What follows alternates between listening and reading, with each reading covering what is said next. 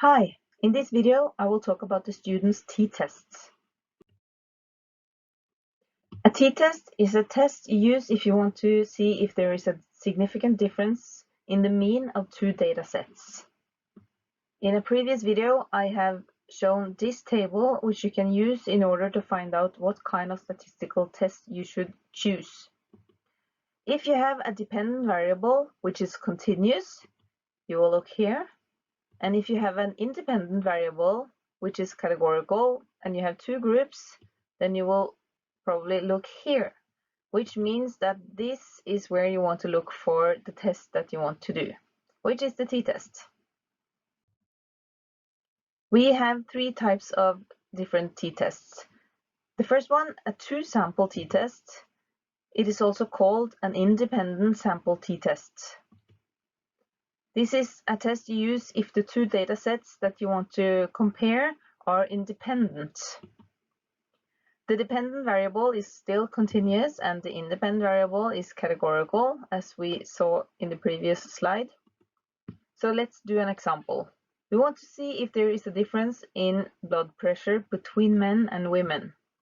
In the table here, you can see I have highlighted the gender and the blood pressure, which are the variables which I want to study.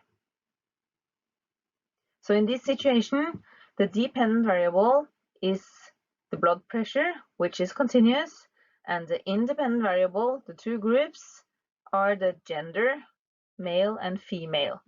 And this is when we want to choose a two-sample t-test.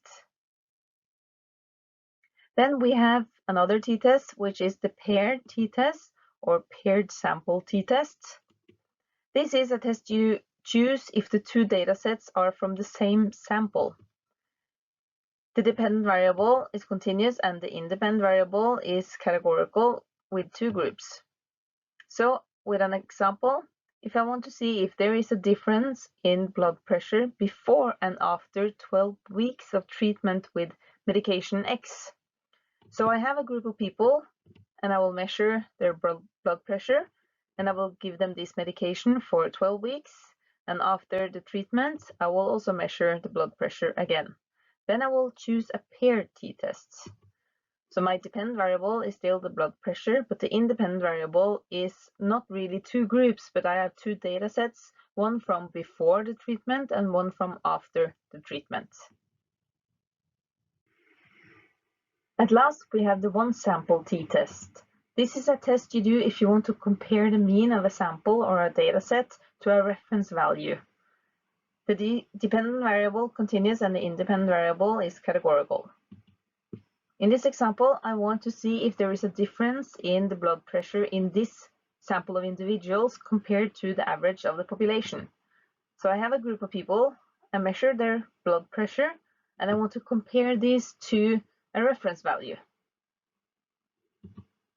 So the dependent variable still is the blood pressure, and the independent variable, the categorical one, now you only have one group, but you also have a reference value to which you want to compare. Now I will briefly describe how to do a t-test in Excel. Of course, you can use other softwares to do statistical analysis, but in this video I will just briefly show how to do it in Excel. That's quite easy.